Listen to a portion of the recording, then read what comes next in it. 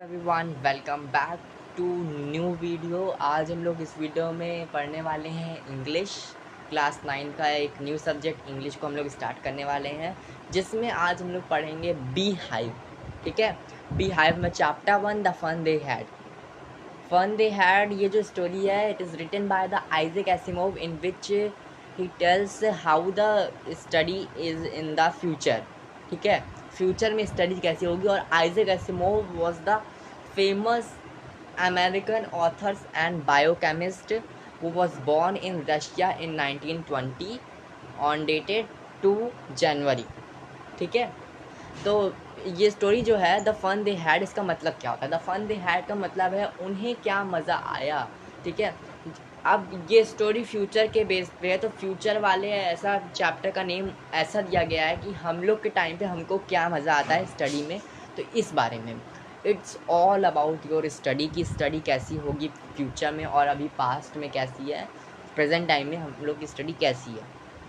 ठीक है, तो बिफोर यू रीड, हम लोग रीड करने से पहले एक छोटा सा यहाँ पे डिस्क्रिप्शन दिया गया है, इसको पढ़ लेते जल्दी से। The story we shall read it in set in the future. जो स्टोरी हम लोग पढ़ने जा रहे हैं ये फ्यूचर पर है। When books and school as we now know them will have perhaps not exist. ठीक है, जो बुक्स को हम लोग और स्कूल्स को आज के टाइम पे जानते हैं, ये आगे चल के फ्यूचर में एग्जिस्ट ही नहीं करेगी। How will children study then? Children उस टाइम पे कैसे स्टडी करेंगे? द डायग्राम बिलो में गिव यू सम आइडियाज़। अब जो डायग्राम नीचे दिया हुआ है ये हो सकता है आपको कुछ आइडियाज़ दे। ठीक है, क्या आइडियाज़ ज़रा देख लेते हैं। बहुत ही कॉमन है, सबको पता होगा कि स्टडी किस तरीके से होगी, सबने पहले ही पढ़ लिया होगा।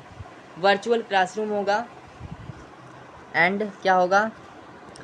Learning through computers. ठीक है, कंप्यूटर से हम लोग लर्न करेंगे चीज़ों को। रोबोटिक टीचर होगा, मूविंग ई टेक्स्ट होगा। Robotic teacher in the sense कि बहुत ज़्यादा बोरिंग होगा, नाम से पता चल रहा है कि रोबोटिक टीचर किस तरीके से पढ़ाएगा।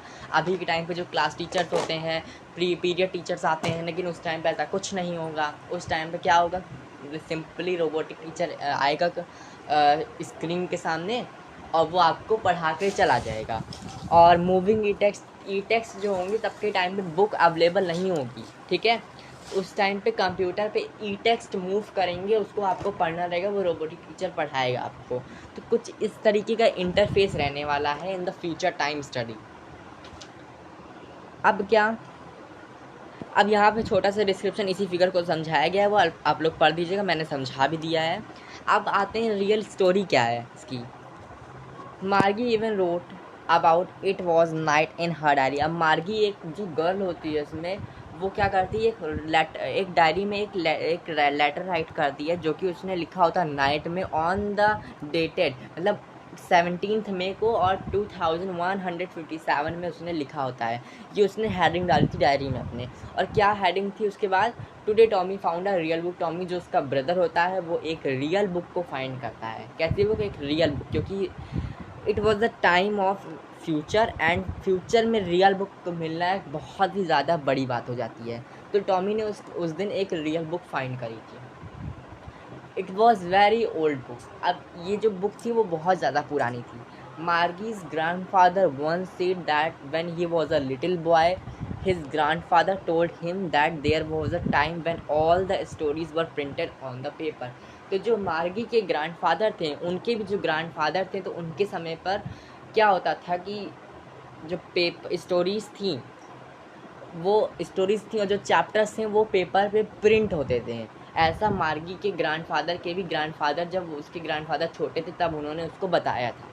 ठीक, इतना क्लियर हुआ आपको कि किस तरीके से होता था, क्या होता था पास्ट में। अभी हम लोग के प्रेजेंट टाइम में तो खैर पता ही है, लेकिन मार्गी का क्या इंटरफेरेंस रहा होगा इसके बारे में तो वो जानते हैं हम लोग। दे टर्न द पेजेस, जब उसने पेज को टर्न करा, ठीक, विच वर येलो एंड क्रिंकली। वो जो पेज थे वो काफ़ी ज़्यादा येलोविश कलर के थे और क्रिंकली थे। क्रिंकली का मतलब क्या हुआ? मुड़े हुए थे, और येलोविश कलर के थे, as like a vintage paper. And it was awfully funny to read words that stood still instead of moving, that the word they were supposed to on a screen, you know। अब क्या था कि उनके लिए काफ़ी ज़्यादा funny सा movement था कि अगर वो कोई ऐसी चीज़ को पढ़ेंगे जो कि मूव ही नहीं करती है, बिकॉज ऑन दिस, जब वो टाइम था ऑन दैट टाइम कि इस जो पढ़ते थे वो लोग, स्टडी करते थे, वो ई टेक्स्ट था, एक तो स्क्रीन पे होता था और वो स्क्रीन पे मूव करते थे वर्ड, ठीक है। लेकिन जब उन्होंने रियल बुक पढ़ी तो उनको एक फ़नी सा लगा। क्यों लगा? क्योंकि उसमें जो वर्ड्स थे वो एक ही जगह पे रुके हुए थे, मूव नहीं कर रहे थे, ठीक है। ये उनको थोड़ा सा फ़नी लगा। And then when they turn back to the page before, it had the same word on it that it had when they read in the first time, ठीक।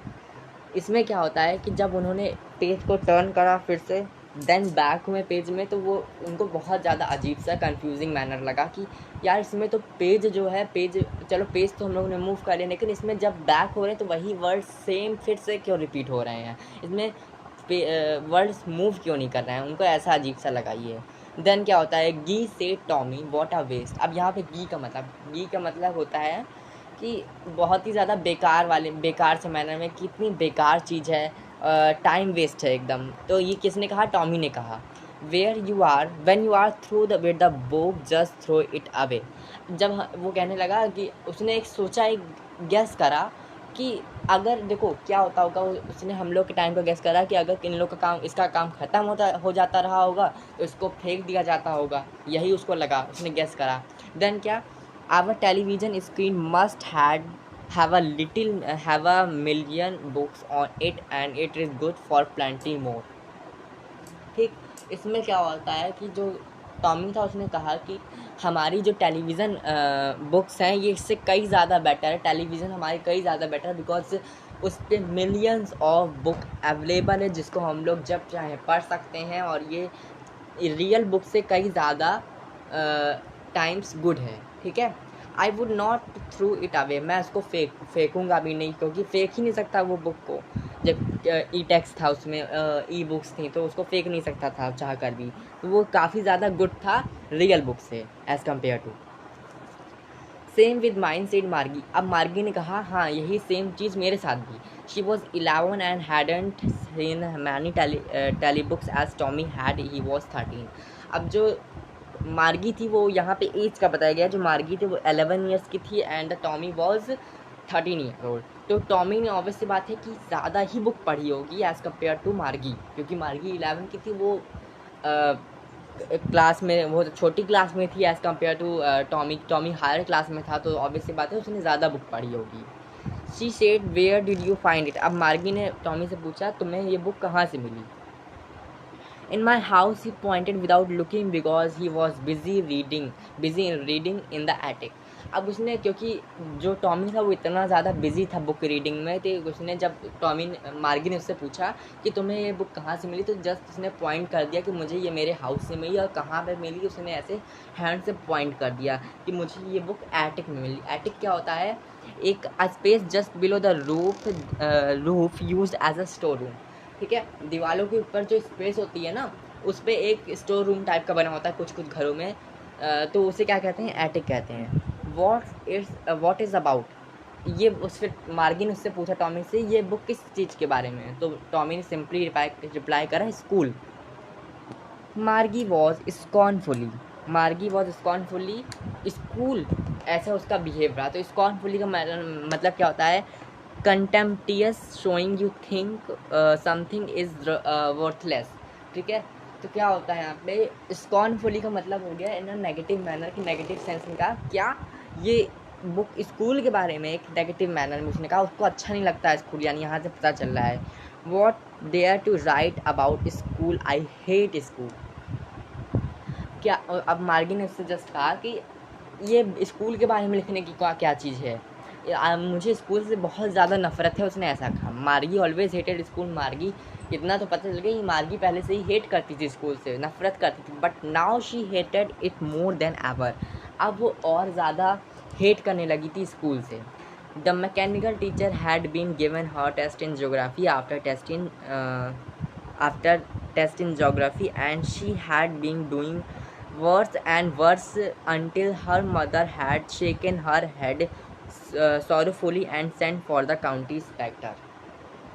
अब क्या होता है कि जो कंप्यूटर टीचर होता है उनको हम लोग कहते हैं मैकेनिकल टीचर। क्या कहते हैं? मैकेनिकल टीचर कहते तो जब मैकेनिकल टीचर मार्गी को ज्योग्राफी पढ़ाता था, देन एक चैप्टर ओवर नहीं हुआ, देन उसने डायरेक्ट टेस्ट ले लिया। तो ये इससे ना जो मार्गी की हैबिट थी कि वो टेस्ट बहुत ज़्यादा ख़राब करती थी, बहुत ही ज़्यादा उसका गंदा टेस्ट होता था, परफॉर्मेंस जो उसकी थी टेस्ट की वो काफ़ी ज़्यादा गंदी थी। तो इससे जो उसकी मदर थी वो काफ़ी ज़्यादा टेंशन में आ गई कि मतलब हेड पे हाथ रख के सॉरोफुली मैनर में, मतलब काफ़ी ज़्यादा वो टेंशन में परेशान हो गई। तो उसने वो परेशान होकर काउंटी इंस्पेक्टर को बुला लेती है। अब काउंटी इंस्पेक्टर कौन होता है और इसकी आगे की स्टोरी क्या है, ये मैं पढ़ाऊँगा नेक्स्ट वीडियो में। आई होप सो कि आज मैंने जितना पढ़ाया आपको क्लियर हुआ होगा, कोई भी डाउट कहीं पे नहीं रहा होगा। और अगर वीडियो अच्छी लगी तो इसको लाइक कर दीजिएगा, सब्सक्राइब कर दीजिएगा एंड शेयर ज़रूर कर दीजिएगा। तब तक के लिए bye bye and take care. Thank you for watching.